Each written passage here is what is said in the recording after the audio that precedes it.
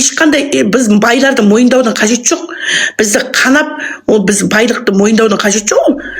Бәріміз ұлы жүздің да ол жерде долясы бар, кіші жүздің да орта жүздің долясы бар.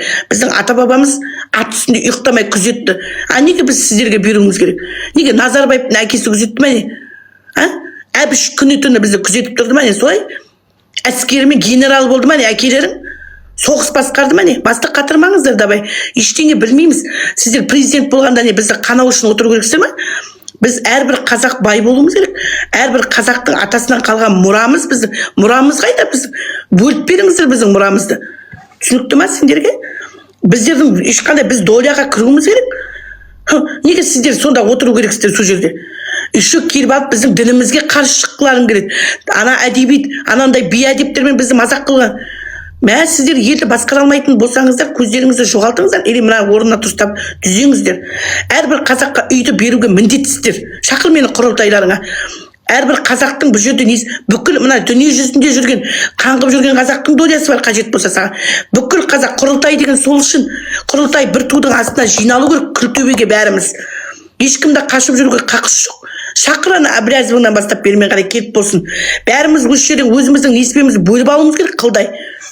Тапқан екенсіңдер. Ешкімдікі емес, орыстікі да емес, ешкімдікі емес, қазақтікі. Қазақ үшін мына жерді қорғаған адамдікі ол. Тіпті үндемеген сайын қара бұларды басымызға шықтыңыздар ғой, жақсылап тұр. Шақыр бәрін бермен қарай. Кез келген қазақ түрмедегін бәрін шығарыңдар давай.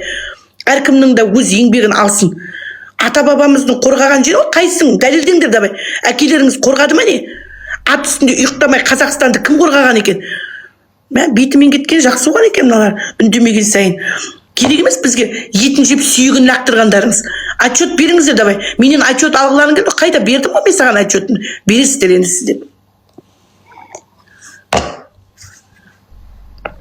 Ұят екен, бір емес, екі емес.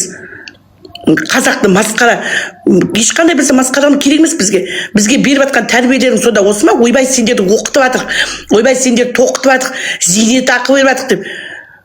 Ана Ақтөбенің әкімдер доғарыңыздар сосын, той-тойлауда қазынаның ақшасын рұқсатсыз. Біздің де ол жерге айтуға правамыз бар шығар толықтай. Кез келген нәрсеге өйтіп жұмсай бермеңіз, ақшаны керек емес. Не ол кеше бір 2 сағаттық көңіл көтеруге қаншама Қазақстанның ақшасын жиып теріп жасадыңдар. Ол бір емес, екі емес, беттеріңізбен кеттіңіздер ғой мүлдем. Ана қазақ тілді сосын өзгертіңдер, болды жетер. Кеше ана Путинге ақша бердіңдер. Біз ақша беретін халдеміз ба? Рұқсатсыз неге бересіз? Тоқаев бастаған үкімет. Қарызға ақша беріп мәз болып отырсыз. Бердің ба ана тілді өзімізге қалдырыңыздар, оны болды жетер. Қашанға жалбақтаймыз біз осыларға? Берсін. Путин бізге келіп әңгіме айтатындай кім еді соншама? Ана қазақ мектептерді ашсын, оны мен соған тек тоқтап едім кішкентай. Құрсыншы ұят болар деп. Ана Россиядағы бүкіл қазақтарға мектеп ашып берсін ба? Тек сол үшін мен бір ауызға тек көтенімді қыстым, құрсыншы сол жақтағы қазақтарды көзімен көргесін. Ұят болар деп. Өз көзімен көрдім, өткенде келді ғой қазақтар. Мақұрым болып. Ояқта қаншама біздің қазақтарымыз бар, қасқалар түрмеге де бәріміз армияға алып кетіп, бүкіл қазақ қайтыс болды ғой сояқта. Өзі де қасқа, біз өте адалмыз ғой. Соғысқа өздері сұранып барды. Сондай керемет адал халықты соншама осындай халге жеткізуге бола ма екен? Адал ғой қазақтар сонда. Ол орыстар айта береді, талайда орыстың жеңісіне үлесін қосты ғой біздің қазақтар. Кешегіде Ресей қазақтарының біразы кетіп қалды ғой, жас балалардың бәрі 18-20-дағы балалар. Маған суреттерін әкеліп жатыр ғой. Қаншама сурет алып келді Россиядан. Тірі ме деп, ешқайсысы да тірі емес. Біреуінің сүйегін де таба алмағанмыз. Қаншама қазақ өмір бақи осылай қор болуымыз керек па? Неужели сондай оянбайтын қалыппыз? Енді мына әйелді ең болмаса құртайық та көзін, тыныш отырсын үйінде. Орысшасын сөйлеп, ана күйеуіне ие болып. Масқара ғой мынау енді бәрің болып, біздің ар намысымызға тиіп тұр ғой енді. Бәрің болып. Соны мына министрді алып тастау керек орнынан. Керек емес, мәдениет министрі ұят вообще. Осындай істеп отыр ғой. Үкіметте сеніп отқан адамы бар ғой, ана құрбысы ғой, ана бір әйел деген, сол ғой рұқсат беріп отқан, басқа кім дейсің? Біздерге рұқсат бермесе де сол. Ана Мұхамеджан Тазабек ағамыздың қаншама қазақтың зиялы қауымын балта шауып жатыр. Мысалы біздің өзіміз жағамызға жармасты ғой мына қатын деген кеше. Жағамызға жармасты ғой менің де. Мен бірақ оған жағамды жармастыртып қоя алмаймын. Менің ата баба әруағым оған қойғызбайды да. Ештеңе жасай алмайды ол әйел. Мен әруақты адамын, менің ата бабам оған ештеңе жасатқызбайды. Ойлаған екен, мен оңай шағылып қалатын жаңғақ деп ойлап жүрген шығар. Алхамдулилля, ойбай. Екі президенттің кездескенін ұлықтап жатқан адамдар түсінбей мақтап, ойбай біз доспыз, анамыз, мынамыз. Иә, доспыз шығармыз, анау шығармыз, мынау шығармыз дегенмен қаншама адам өздерінің рейстеріне кешікті. Қаншама таксист өздерінің жұмыстарынан дұрыс жасай алмады. Қаншама адам сол күні өздерінің отбасыларына өте кеш барды. Қаншама адам басқа да жұмыстарынан қалып қойды. Осыдан қандай пайда деймін да? Қандай пайда? Екі адам кездесіп бір-бірімен 2 сағат отырып сөйлесті, әңгімелесті, шай ішті. Ал сол үшін қаншама халық, қаншама миллион халық өздерінің уақыттарынан зардап көріп отыр. Екіншіден, келген визиті жай емес. Қазақстанда тағы да орыс тілін күшейту керек, мектептер салу керек, өйту керек, бүйту керек деп сондай нәрсемен ғана келді. Және де еще Қазақстаннан қарызға ақша алып кетті. 231 миллиард доллар дейма ұш. Яғни қарызға алған себебі Ресей миллиардерінде уже олар бесконечно ақша бере бермейді Ресейдің үкіметіне. Оларда оны жақсы түсінеді. Сондықтан мына жерде сиыр бар, Қазақстан дейтін мемлекет. Содан сау керек қой, сүтін сау керек деген сияқты дайындап қойған ресурстарын алу керек. Міне, бар болған сол олардың атқарып жүрген жұмыстары. Сондықтан бұл жерде ұлықтап отқан адамдар негізінен ақымақ деп ойлаймын. Біздің дініміз бар, салт дәстүрімізбен бай мен кедей деген бөлінбеу керек маған. Барлық қазақ бай болсын деген ұранмен ғана мен ел басқарған жақсы көремін. Ондайды басқару үшін бірақ ол екі талай. Ол 10 жерден әділмін деп барған адам, ана жерде алтын, күміс ақшаға барғанда періште жолдан таяды. Жолдан талайда тайған адамдар. Құдайға шүкір, мен осы өмірде өзімнің кішігірім өмірімде үлкен атаққа да ие болдым. Мен қазір осы жүргенде үлкен атақты адам ретінде қабылдады мені халық. Неше түрлі сыйлықтардың бәрін көре тұра, бәрінен бас тартып қарапайым адамдармен қалуымның өзі ол періште жолдан тайдыра алмай жатыр. Періштенің өзі осы таймай жатыр. Бірақ та мен бір күні қасиетті Рамазан айында мына Скиф деген біздегі кафеде, Ақтөбедегі көрміштағы қарапайым отбасыларды жинап алып, көп балалы өзімнің шыққан жерім көп балалы шаңырақтан шықты ғой. Солардың бәрін жинап 150 адамдарға бала шағасымен ауызашар жасадым. Сол ауызашарға қосымша 50 менің батамды алам деген бай әйелдерді шақырдым. Атыраудан, жан-жақтан келді. Сөйтіп өзім 400 мыңға киім кешек алдым. Бәр сый сияпаттар алып, сол жерде дастархан жайдық.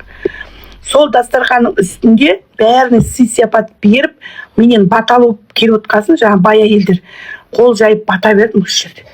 Сол батада мына аяғымда Айткүл деген құрбым отыр, мына аяғымда Майра деген қайынсығым кеше Түркиядан келген сол отты.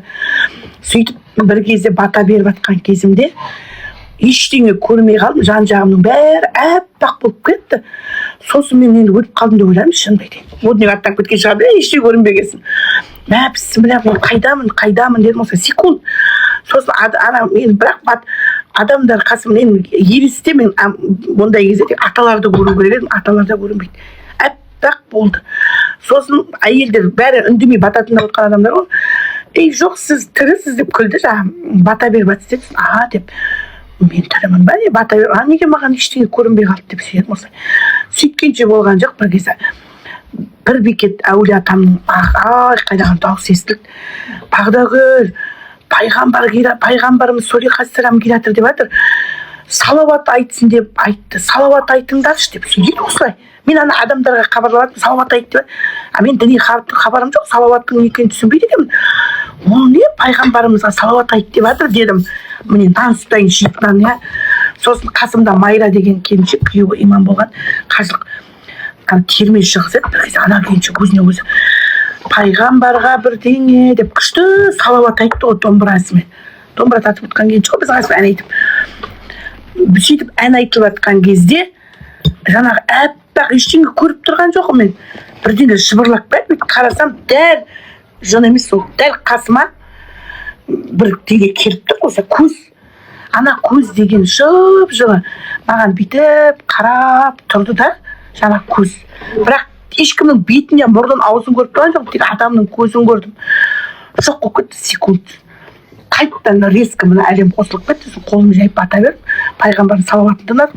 Содан кейін сол күні түнде түс көрдім, түсімде жақсы іс көрдім. Сонда пайғамбарымыз кім келіп аян бір бекет аталардың аруағы. Мә, Бағдагүл, масқара, біз заманымызда олай ешкім көрмеп еді. Пайғамбарымыздың елесі керек саған дейді. Бірақ оның жүзі нұрланып кеткен дейді. Нұрланды деген сөз ол мықты таза кісі болған болып тұр ғой. Содан оның жүзі көрінбеген, нұрдан көрінбеген. Сол сені келіп өзі арнайы көріп кетті елесімен, әруағы. Сен мықты адам боласың деп сұрайтты да. Мен сол сөз есіме түседі, өйткені үнемі мынандай кір-қожалақ болып, қап-қара болып жүргенімді ойлап қалмаңыз. Мен қарапайым адамдардың қасында бүкіл байлықтан, бүкіл бала-шағам даже анда-санда көріп бас тартып, халықтың жанына жалау болып жүргенім, сол менің осы пайғамбарымыздың өзін таңғалдырған болып тұр. Бұл түлкі заман ғой, түлкі. Қызылды, жасылды, өтірік пен жаманның заманы ғой. Қу түлкі заманда жалғыз қалған күндерім өте көп. Кешегіде де жалғыз қалғанмын талайда. Нанымды бірге ішіп жүрген талай қашып кеткенсіздер. Бірақ бәрібір менің ақтығым алып шықты, түсінікті ма? Сондықтан ескертіп қояйын. Әлі де уақыттарыңыз бар. Әуелі Алла қолдаса ешкім ештеңе жасай алмайды. Адам Алланың тобысыңдар, кәлласымыз, біздер басымыз ешқайда Алласыз жасай алмайсыздар. Екінші әруақтан ешкім асып кете алмайды. Күндердің күні болғанда өздеріңіздің қазған ғорларыңа өздеріңіз түсесін. Егер жақсылық жасасаңыз, онда қайыры болар. Жақсылық болмаса, мына жасап атқан істеріңіздің бір ақыретте, осы дүниеде Құдай қаласа жауабын аласыздар. Соған дайын боласыздар ма? Дайындала беріңдер онда. Қазір әрқайсыңызға ескертіп қояйын соны. Босқа әуре болма, адам Құдайдан күшті емес.